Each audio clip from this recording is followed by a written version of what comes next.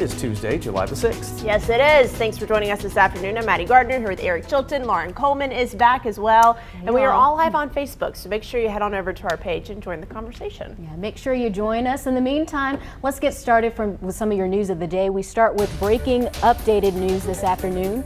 Greensboro police say they arrested 2 people connected to yesterday's shooting on I-40. One suspect is facing charges including assault with a deadly weapon. A second suspect was arrested on drug charges. Police say a connection between a victim and a suspect helped with the speed of this arrest. The suspects were taken into custody just hours after 911 calls revealed the terrifying moments on the highway. Stay in the car. They shot us on the highway. Please help me. Please help me. Greensboro police say both people who were shot are expected to be okay. Another big story this afternoon, tracking Tropical Storm Elsa so far. The storm has brought wind and rain to South Florida. You're taking a look as it moved past Key West this morning. So now the track has the storm moving north and across several states, including Florida and potentially even here in North Carolina.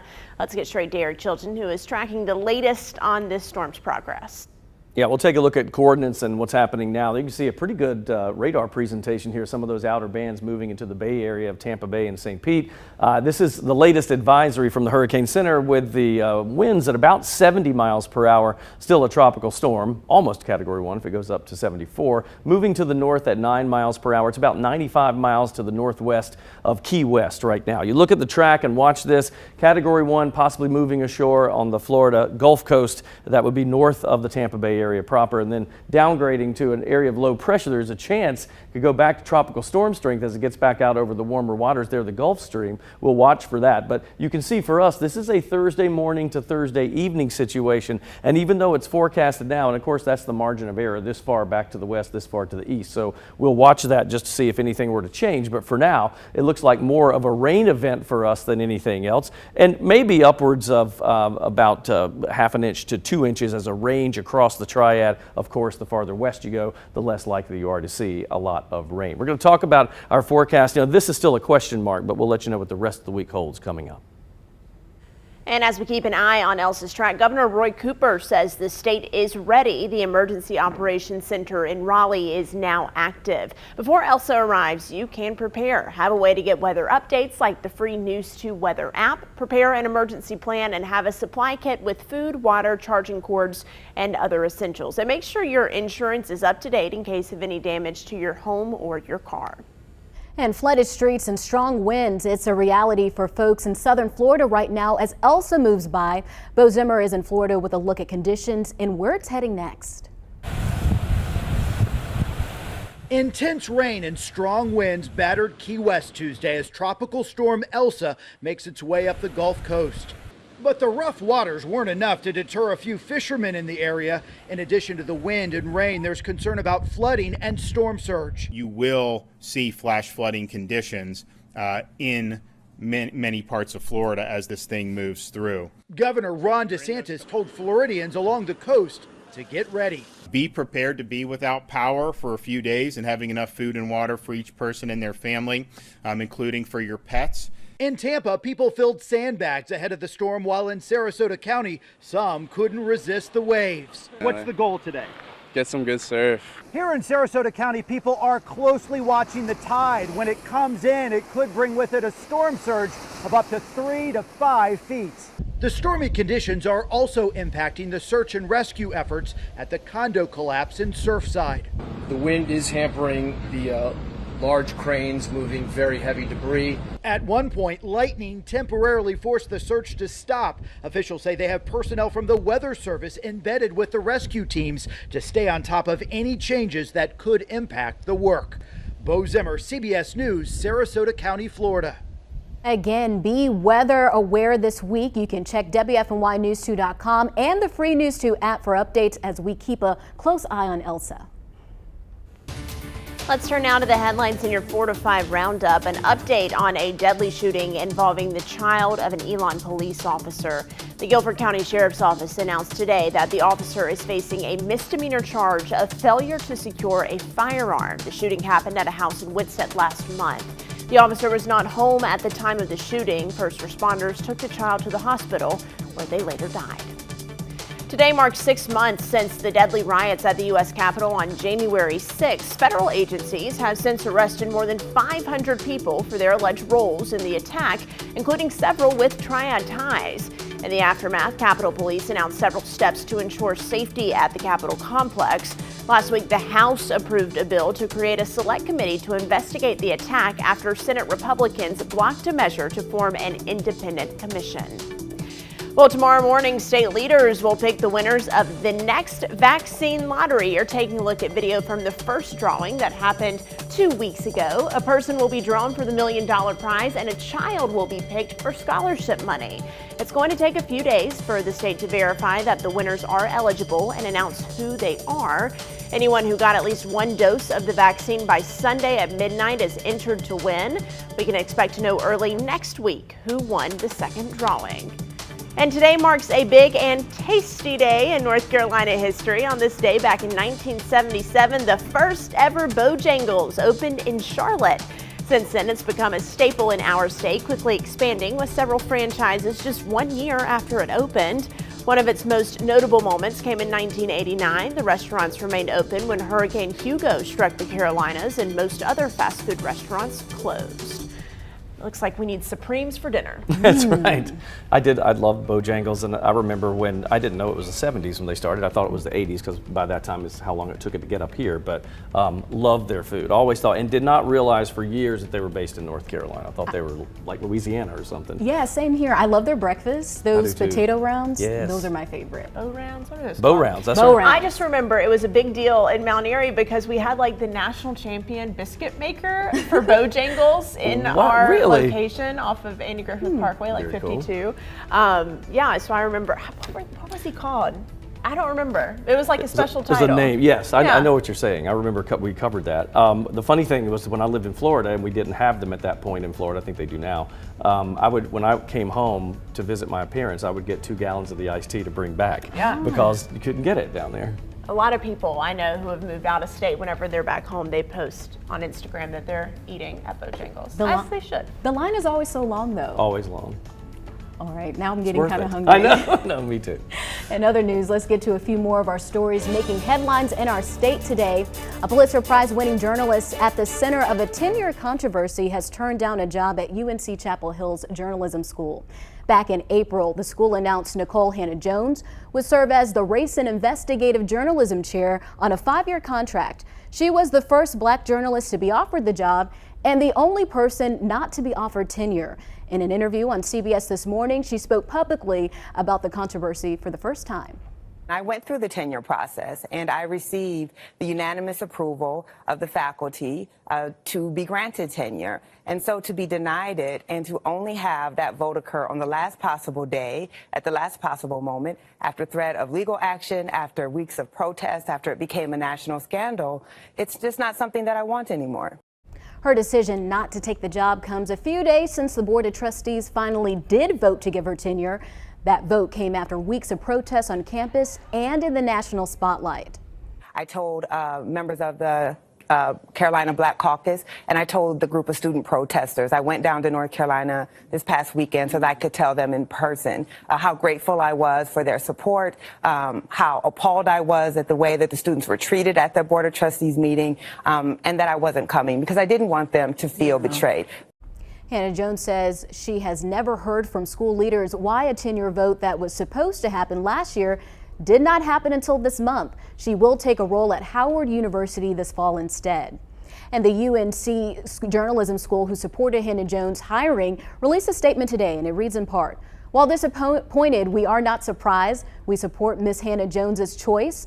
The appalling treatment of one of our nation's most decorated journalists by her own alma mater was humiliating, inappropriate, and unjust." All right, coming up on the 4 to 5, it's a story of a successful man who is also a successful person. We'll show you how a Triad businessman, very successful by the way, making the world a better place through clothing as the 4 to 5 continues.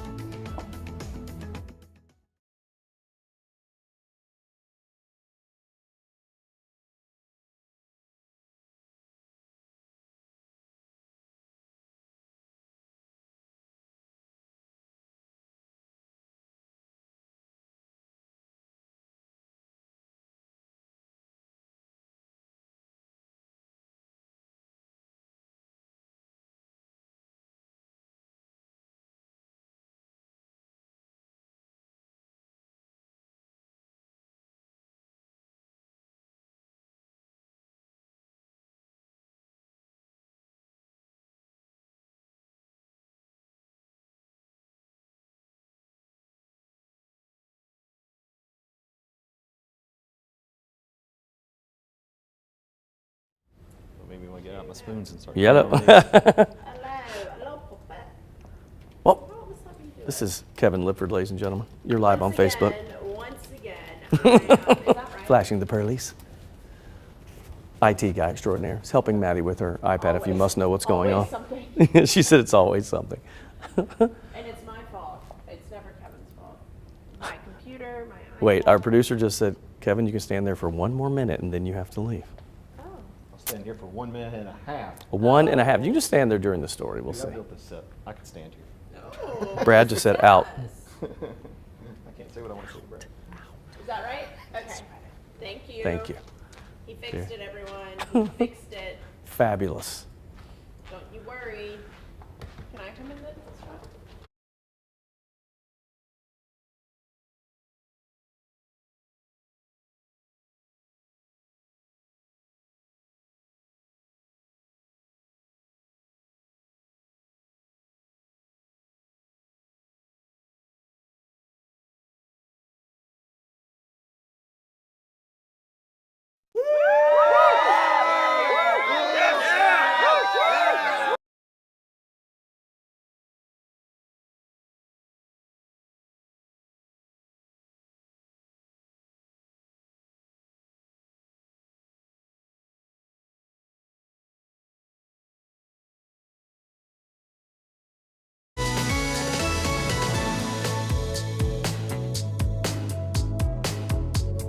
You know, it's the perfect example of the American story. Somebody works their way up the ladder and then gives back to others to help them along their journey. Bob Page of Replacements Incorporated has done just that in his Bob's Closet organization. They help the needy by providing clothing absolutely free of charge. Take a look. Hey guys, thanks for taking time out with us today. Boy, this is a great thing. And Bob, I wanted you to explain the birth of this concept. I love this idea. I like going to the flea markets and thrift shops, and so I bought some of the clothes for my kids there, and I decided I'd try to find some clothes for some of the kids at the youth shelter and at the higher ground, which is part of the Triad Health Project. And so I started doing that. I'd find out what sizes they were, and it just expanded from there. And of course, there's no charge to anybody for anything.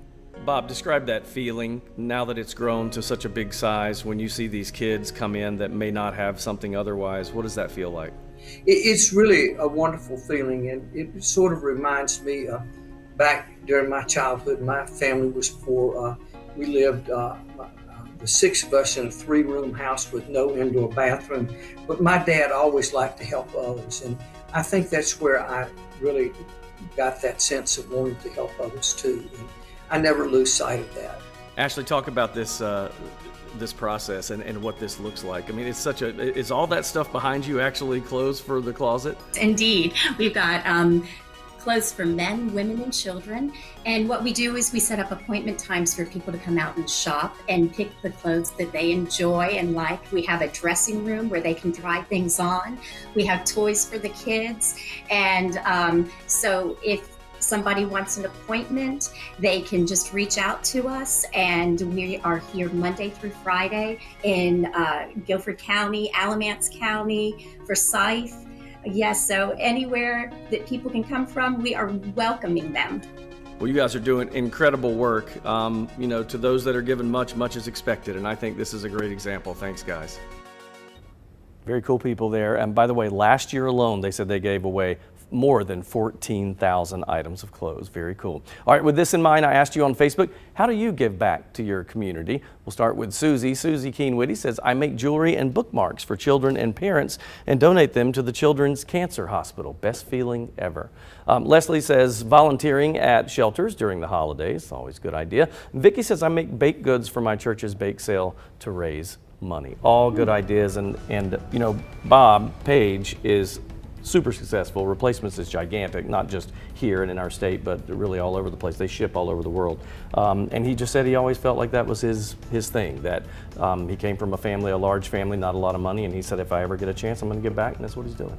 Yeah, did I hear him correctly when he said he used to go thrifting for his own family, and this kind of spurred that idea? I think that's awesome. And it started from literally just him doing that, and then it grew, and then he said, you know what, let's put more money into this and get it going, and now it's a full-on store. Yeah, I think I was looking on his website, you get like a week's worth of clothes, which is really cool. Like say if you needed an outfit for an interview or a special event, it's really great that they have a variety of clothes for them to choose from. We talked for a long time more than what you saw on TV, and one of the things he said that I thought was really neat, he said there's nothing better than watching, especially a kid who normally doesn't get a whole lot, walk in and see a pair of shoes or see a shirt or something, and he said to watch them light up over something that small is a big thing. Very cool. Can we donate to Bob's Closet? You know, I don't know that. I'll have to look into that. I don't know if it's all through them or not. Yeah. Cool if we did like a drive or something. Yeah, we'll check it. We'll do that. You stay right there. We'll be back.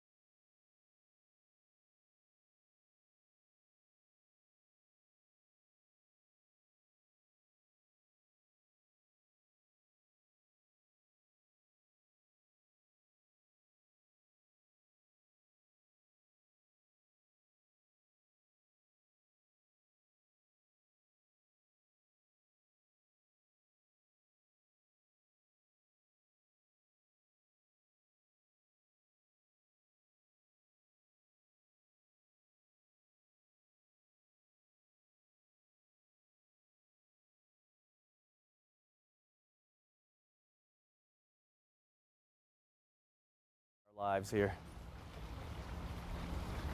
What is happening? Book a face.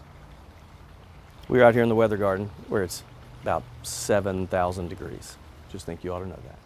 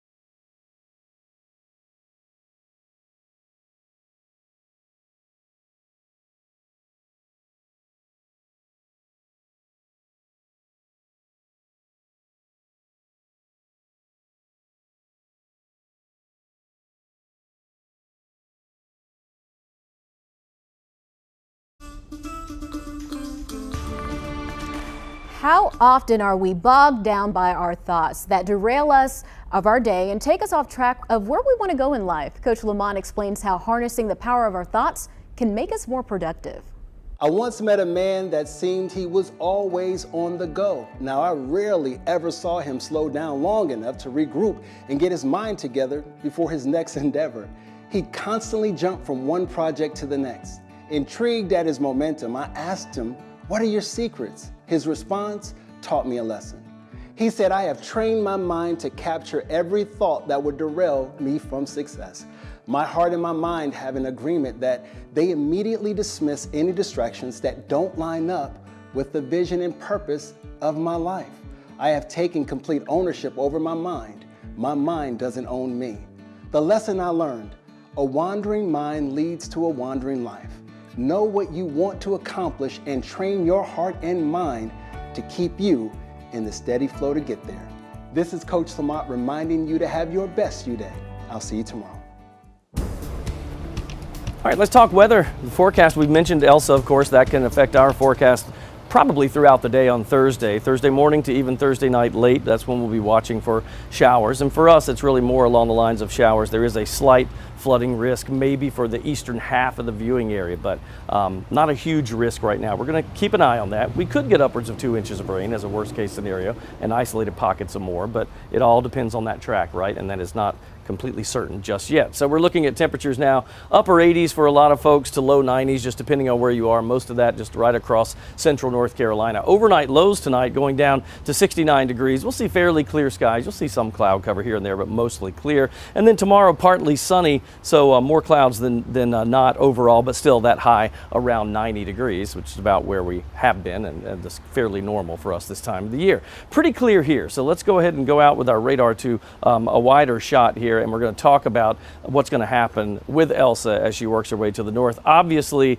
this is a Thursday event for us. We mentioned that kind of 8 a.m. to 8 p.m. time frame of when we could get the rain. Gusty winds are a possibility. Again, nothing like they would have at the coast, but for us, we could see that wind pick up a little bit. And then our rainfall totals, not all that impressive, but we could see a ½ inch to 2 inches. I think that would be a range across the area. We can't say that there's not a tornado risk, but it is very low at this point because we're so far away from that center of circulation. But for now, we'll go with 90 on Wednesday. It's a hot day and a reduced rain chance, but 70% chance of rain and wind on Thursday, a cooler high of 81, but we bounce right back for your weekend, Friday, Saturday, Sunday, and really for that matter, Monday and Tuesday. Upper 80s close to 90, partly cloudy, and every day a slight late day storm chance.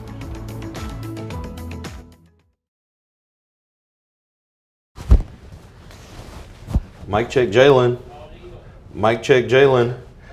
Baby Eagle checking in. Baby Eagle checking in. Bald Eagle. I'm in the hallway. Is this better? Does this sound better? Cool.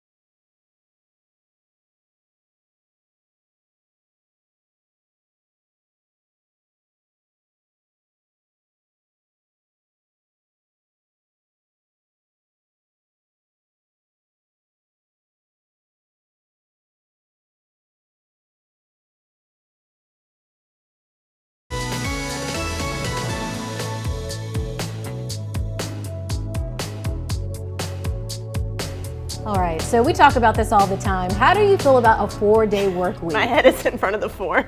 It says 4-day. 4-day work week. Here we go. I feel good about them. Yeah, you know, I'm just coming back to one, and I gotta say, I feel rested, lots of energy. Should have been a dentist. That's all I have to say.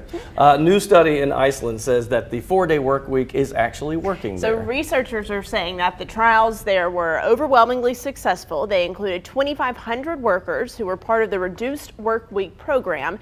That means from 2015 to 2019, they just worked 4 days a week, but an average of 35 to 36 hours each week. The trial included a variety of workers, including those in offices as well as hospitals. Workers said they felt stress and burnout were lower and healthy work-life balance improved.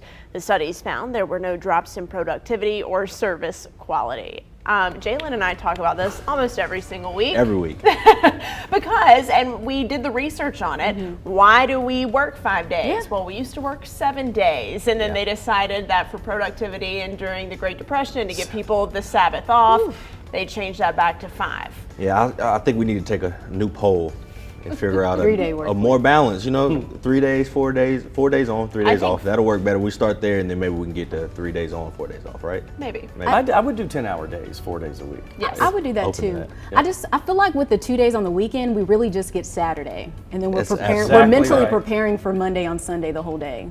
Because Friday night, I'm like, Yeah, You can't do know. nothing. So one of my realizations of becoming an adult is realizing that, okay, if you hang out Saturday, you spend Sunday all day like scrambling, trying to get ready for Monday. And that's exactly what Lauren was talking about. it hangs over your head. It's the For worst. me, like when I hear that 60 minutes tick, tick, tick on Sunday night, I'm After like, football. Yep, I'm like, now I know I got to get in It's the mode. over. It's like slight anxiety. I mean, if you can get your work done in 4 days and you're still working like 35 hours Yeah, a week, I the say, difference doesn't why matter. not? I think offices will be more flexible now that people are coming back from COVID too.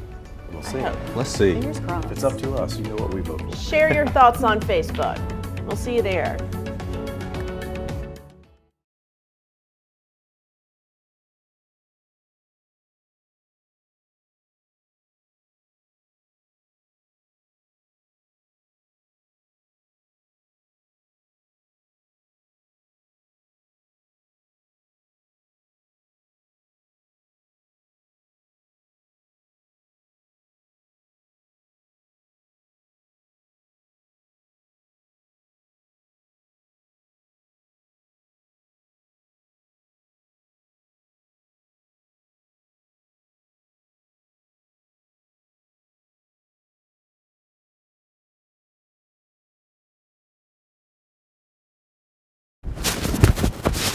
Obviously, I'm putting my mic on.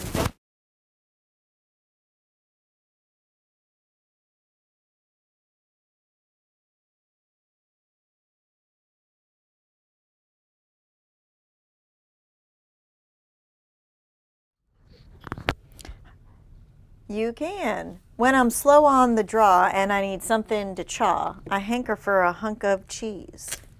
When my 10-gallon hat is 5 gallons flat. I am dead serious about this. It's gonna last.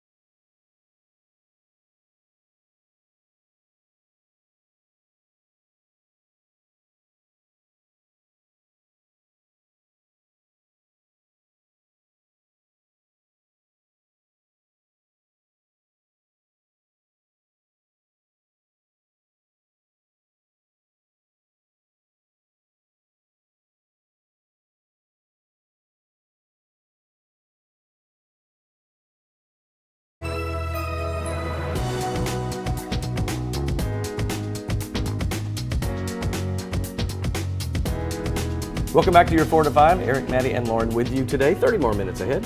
Yes. Make sure you join us on Facebook. We want to talk to y'all.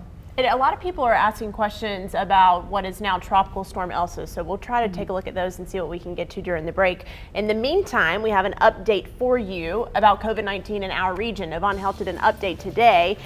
So you got the COVID-19 vaccine and maybe you thought, okay, I'm good, right? But now you're hearing talk about a new variant of the virus and even booster shots. So what are you supposed to make of all of this? Today, Dr. David Priest of Novant Health is helping us sort through the noise to get the facts, starting with the Delta variant. The Delta variant now makes up 1 out of every 4 new cases in the United States. It spreads more easily, but it doesn't necessarily lead to a worse case of COVID-19. Dr. Priest says the symptoms of this variant, though, will be different. It appears that when people get the Delta variant, some of the what we were calling classic COVID symptoms are not there. So, throughout the pandemic, we talked about that loss of smell, taste and smell that people get. You can't smell anything, you have COVID. Delta variant doesn't tend to do that. Instead, Dr. Priest says you may experience a runny nose or a sore throat. Now, when it comes to a booster shot, he says there isn't enough data yet to show if we will need them or not, but we should know in the coming weeks. He added that the COVID-19 vaccine provides good protection against the virus. And let's look at our North Carolina numbers as labs confirmed more than 370 new cases today. 2.5% of tests were positive, meaning the positivity rate is staying low, which is a good thing. Sadly, every day the state reports at least 1 COVID-related death each day. 400 people are currently hospitalized. The 4th straight day we've seen an increase, but only 8 COVID patients are at Cone Health today, holding in single digits for a week now, the first time that happened since March of 2020. President Joe Biden just wrapped up an update on COVID-19 and vaccines in the United States. He says the Delta variant should be the reason why some who didn't get vaccinated before go out and get a shot now.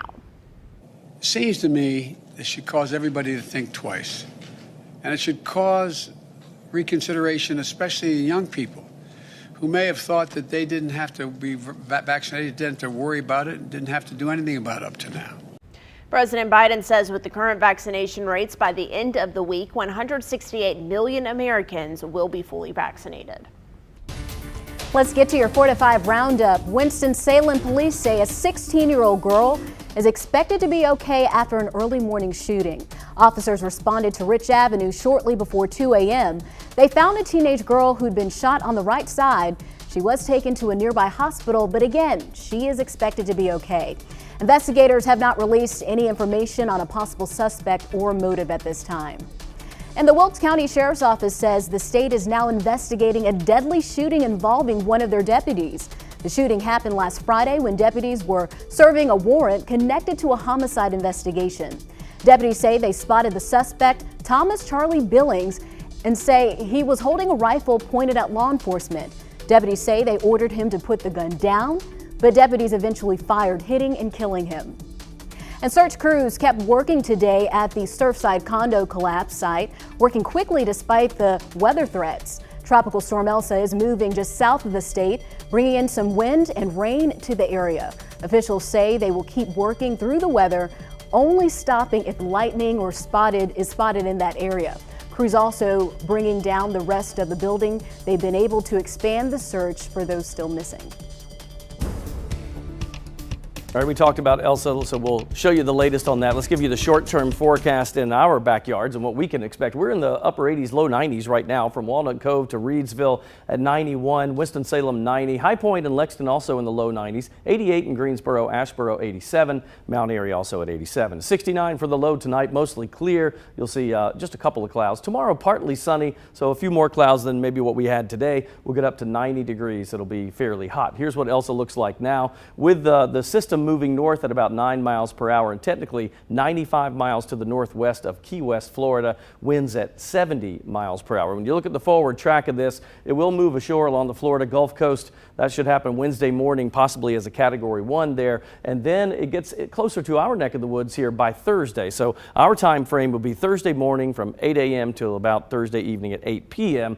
Effects here, basically that's our time period. You'll see rain and gusty winds. Wind gusts could go up to 30 miles per hour or or higher. Our rain, probably a ½ inch to 2 inches across the Triad. The foothills may only be just a ¼ of an inch to an inch at worst case scenario. Again, all of that is dependent on the track, exactly what happens with that system. Here's your 7-day outlook. 90 tomorrow, reduced rain chances then, but we'll make up for that on Thursday, won't we? 70% chance of rain, a cooler high at 81, and we'll hold between 88 and 90 for a range of highs. That's Friday through Tuesday, kind of a normal summertime forecast, partly cloudy every day, and every day a 30% chance of a late day shower or isolated thunderstorm.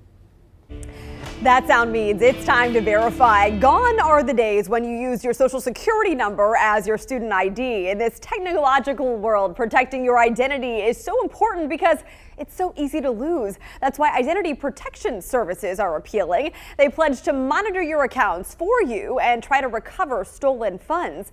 So Jill wrote our Verify team asking, I was wondering if you could verify if this company called LifeLock is legitimate or not. Good question, Joe. For the answer, we turn to our sources. Lachelle Yates with the Better Business Bureau of Central and Northwest North Carolina, and of course, LifeLock. So let's first look at LifeLock's website. You can see right away the web address has the lock icon, or HTTPS, meaning it's secure. The pages are professional, thorough, and don't have blatant red flags like misspellings. It clearly states its mission to alert, defend, resolve, and reimburse identity theft.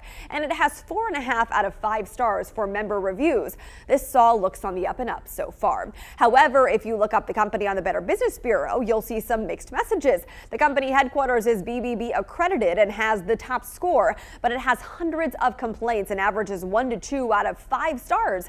Yates explains how to interpret this information. LifeLock has been in business for 19 years. It is a BBB accredited business. It has earned an A+. Now, it does have almost 900 complaints.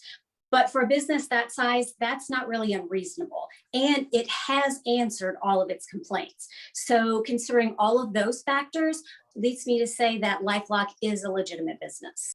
She said the BBB algorithm considers the company's length of time in business, number of employees, and revenue. BBB accredited businesses must answer all of their complaints.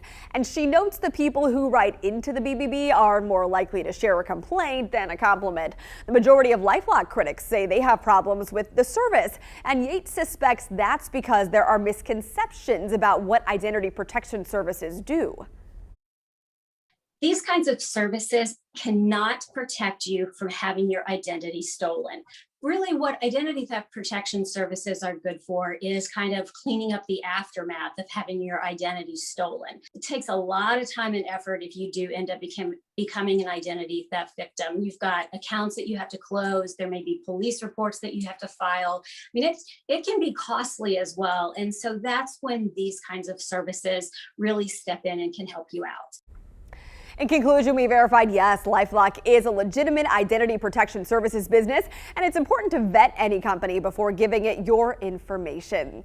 Understand what it does and doesn't do. Read the fine print. And one more important note here, always make sure the company in question has a legitimate physical address and a working phone number. With your Verify, I'm Megan Molaris. Can you see yourself in one of these Corvettes? The North Carolina's Lottery's newest game is Cars and Cash. I got to tell you, friends, this is a $5 scratch-off ticket. Oh. You could win a Corvette of your choice and $100,000. Oh, you get cash with the car. You do get cash with the car. All right, so this is the first Tuesday of the month. New game. Yes. If only Chad Silver were here to sing the lottery jingle. He sings that jingle every Tuesday. Yes. So they have like a bunch of Corvettes ready to go, and you get to pick it out, or how? No, if you win, you scratch off and you win, then you will buy a Corvette somewhere that's close to you. So you don't even have to come to like Raleigh or anything like that. They'll work with you, and you have $190,000 to pick out your Corvette. I want a pink one. I think they make a pink one. Yellow, green, pink. I'll take any color. For $190, they better do a custom color. What's really funny about that is that someone called in and asked, or texted in and asked, what happens if I can't get in and out of a Corvette? Can I pick another color? They're low to the ground. You had a dip. That's Very right. low. And they were like, we'll work with you, right? And although they said, I think when you see the Corvette, you're just going to want it. Anyway, I talked with the North Carolina Education Lottery spokesperson last week, and one of the questions a viewer asked was, if I win the car, does everyone have to know about it? Here's the answer. In North Carolina, the people win the lottery. the information about that is public. We don't make people pose for photographs or do interviews. We don't make people share private information about themselves.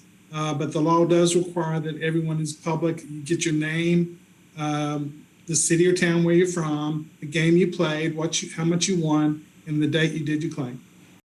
Okay, the other top question anytime we do a lottery story is, why do schools say that they need money if there is an education lottery? Well, the short answer is because the lottery is not set up to fund all of the schools, but to give them a little support. If you took the state budget for K through 12 community colleges and state universities, that's $13 billion. And the lottery is raising more than $725 million a year. So we're a small but important part of the way North Carolina is supporting public education.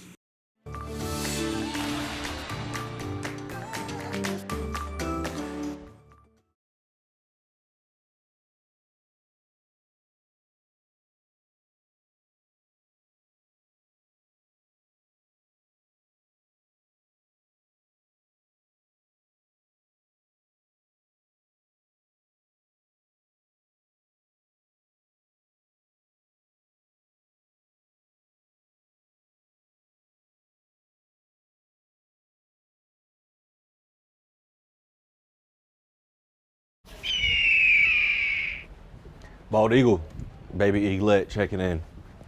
My check. Is it over? Cool.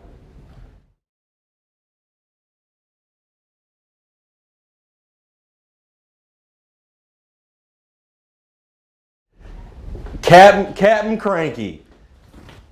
Golly, I was just asking, was my mic check over?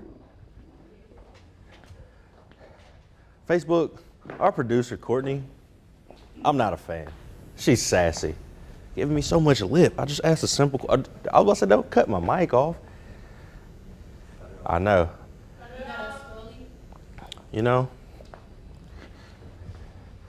We'll see. That's up in the air. That's up in the air. Next week's a little shaky for me too, just so you know. Did you hear? Yeah, I did. Oh, what did she just say? She said that you will be turning 2 stories. Yeah, I'm not hearing that. Whatever. Yeah, well, yeah, let's get it together. My 2 cents. My 2 cents. What's it on today? Why we should write more letters. Oh, I like that. Handwritten letters. It's been a while. Instead of sending emails.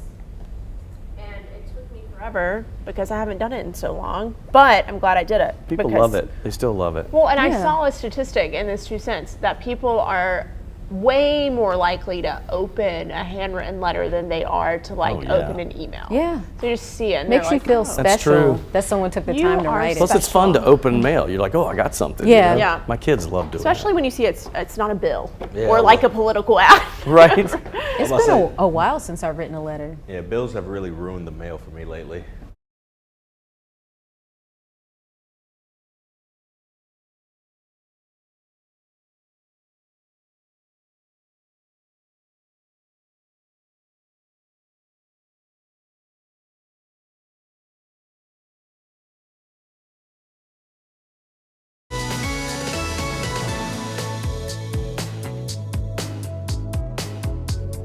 Well, the 4th of July fireworks, they were popping all weekend long all across the country. Yeah, I think these are actually out of New York City. Very beautiful. Not the Triad, but they are festive, but they also can cause local animal shelters to fill up with some pets running off, maybe scared of loud noises. So WFMY News 2's Jalen Gilkey actually found a Greensboro firefighter who is hoping his lost dog comes home soon. Oh goodness, Jalen.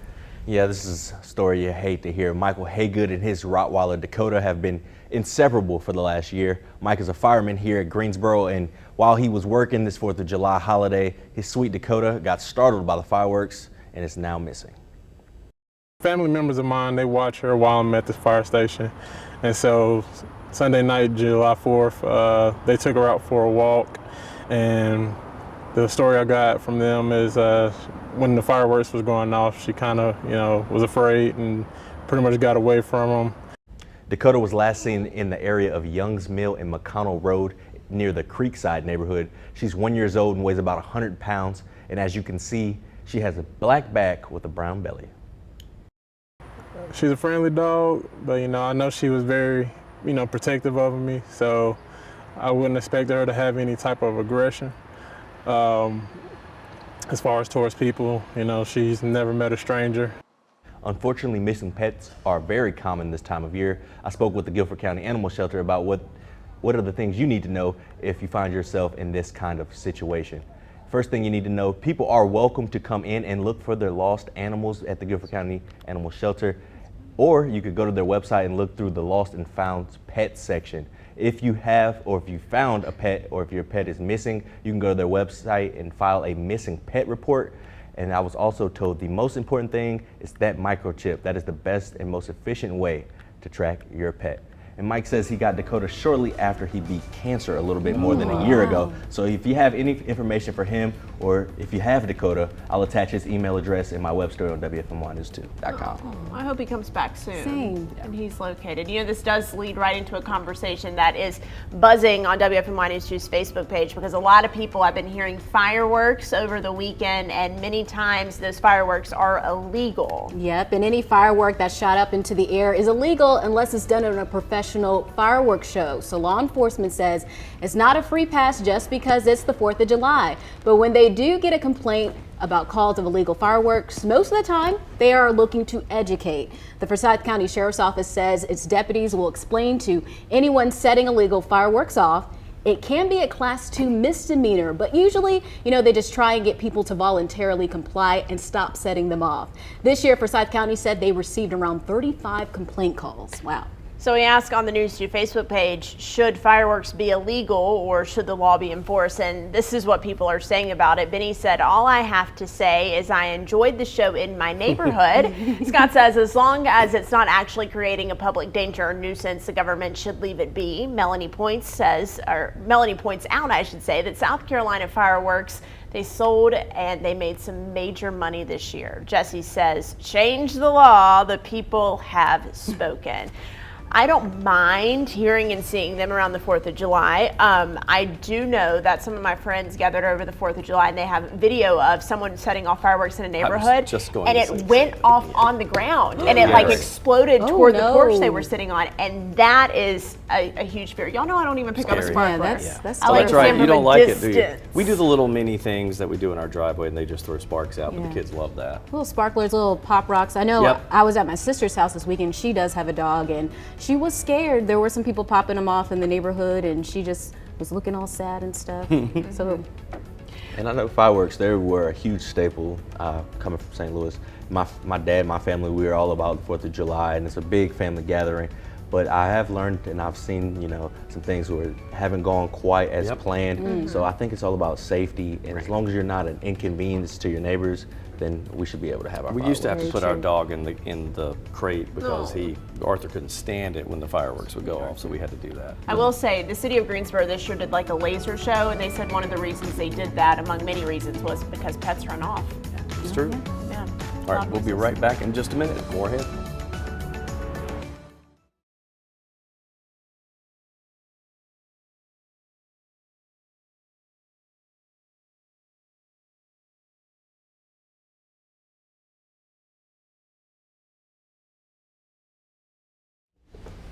I don't know at Jericho Helms. I didn't go to Chaminade. I went to that's our rival school. Their mascot, the Red Devils. Who wants to be a fan of that?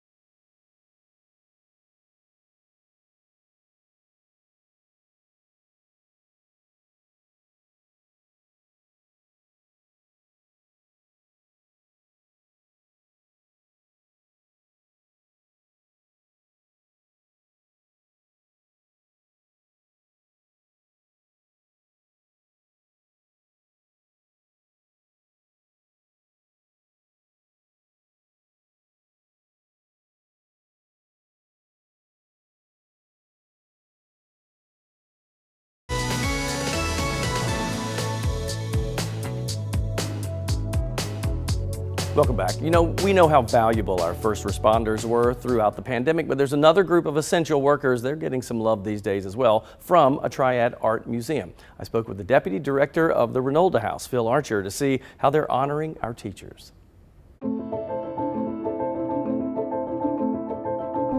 Phil, this is great. I mean, when I heard about this benefiting teachers, I mean, let's be honest, they were right up there with first responders during COVID, so they deserve this. How did all this come about?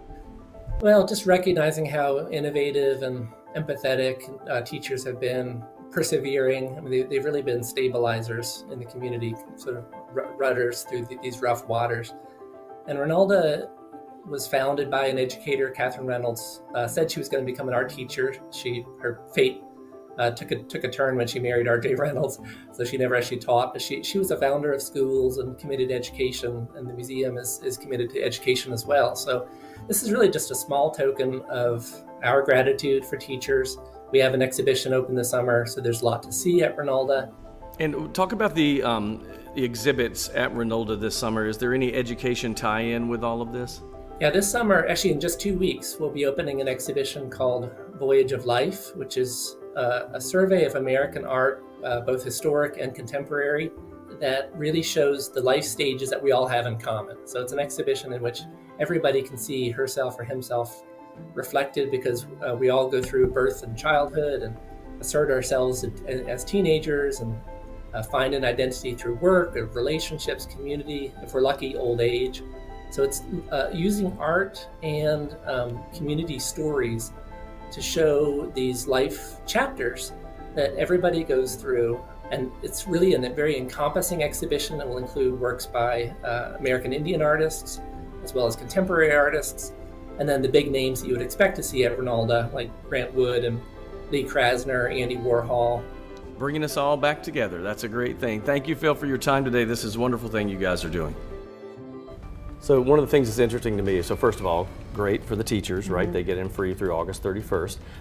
But that exhibit that they're doing, they said this is kind of a bonding thing. They are showing human life, that's things that we all share, from childhood to coming of age and getting married and getting older and that type of thing. And even I think they go to talk about death too. It's the entire life cycle. And they're doing this to show that we're all people, and it doesn't matter where you come from, how you were raised, we're all human beings, and this is what we share, our life cycle. I love that. I love that they're doing this in the summer, even though school is out, because our teachers, they should be celebrated each and every day. And we know this past year, they definitely stepped up to support our students. Right, the Rinalda House and Rinalda Village, it's like my favorite place to go in Winston. Beautiful. I mean, honestly, they have shops, they have a little coffee shop you can go to, and then you can look at the art. When I was in governor's school, it was at Old Salem, and we took several field trips over there to just like look at the art and, you know, think about it. We did that too. I know at that age you're kind of like, well, thinking about it. I think I wrote a couple of poems about some art. Well, you must read Mom, those. dig those out. We must see those. We must see those. All right, let's talk about our forecast real quick. We have lots to chat about with this forecast, that's for sure. We're talking about temperatures right now. We are in the upper 80s, low 90s. That's fairly normal for us, so nothing really out of the ordinary there. Tonight, 69 degrees, the overnight low. Tomorrow, 90, partly sunny. It will be hot. Rain chances fairly slim tomorrow, but we'll make up for that, won't we? With Elsa going by our coastline, we'll go with about a 70% chance of rain, wind gusts 30 plus, and we could see rain totals anywhere from 1/2 inch to 2 inches. We'll keep an eye on that track and see if that changes. This weekend, upper 80s and low 90s, and a normal late day shower chance.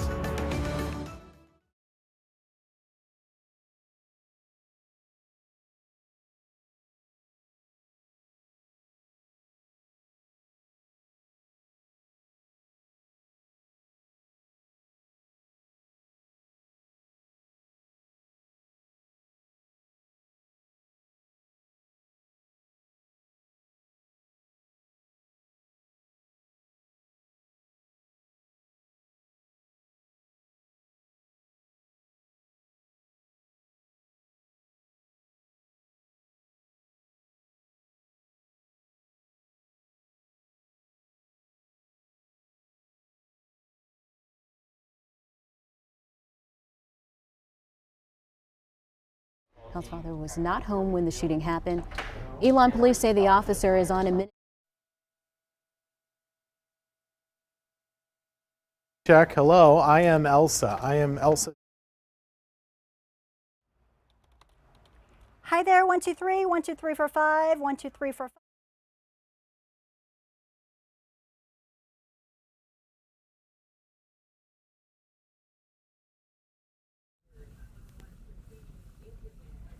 Hey there, I'm in the B block, correct? That won't work since I'm wearing green.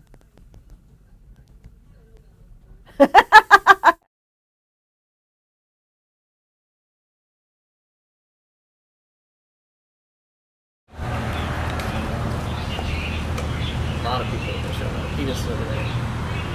I didn't hear a word you said. Hey, mic check, live at the Speedway gas station off of Battleground. Can Yes, 10-9-8-7-6-5-4-3-2-1.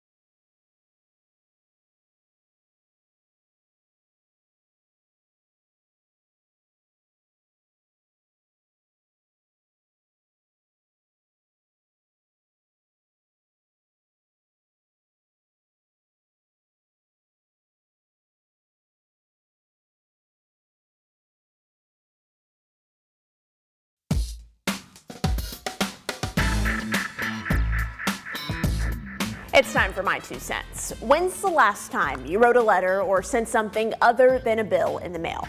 I have to tell you, it had been quite a while for me, so long I truly can't remember the last time until last week. I had some people to thank, and instead of sending a text or an email, I broke out my stationery and actually penned letters. It took more time and effort between carefully scripting each word, getting stamps, and running it to the mailbox, but that's what makes it more meaningful. Listen, don't get me wrong. I love the convenience of email. I can quickly type something out and get it to its recipient instantly. It's free. I don't have to run an errand to send it. And if I make a mistake, I can just backspace rather than grabbing the whiteout or starting over completely. But it's the effort that matters. Letters are superior. They're more likely to get open. They leave a lasting impression. They're rare, so they seem more valuable. They set you apart from others. They can be saved easily. They bring a personal touch to show that you care, and pretty much everyone appreciates a handwritten letter. Sure, it takes more time, but good things do. So maybe instead of sending an email this week, take some time and pen your thoughts. I guarantee the person who gets your note will appreciate it. That's my 2 cents. That's your 4 to 5. WFMY News 2 at 5 starts now.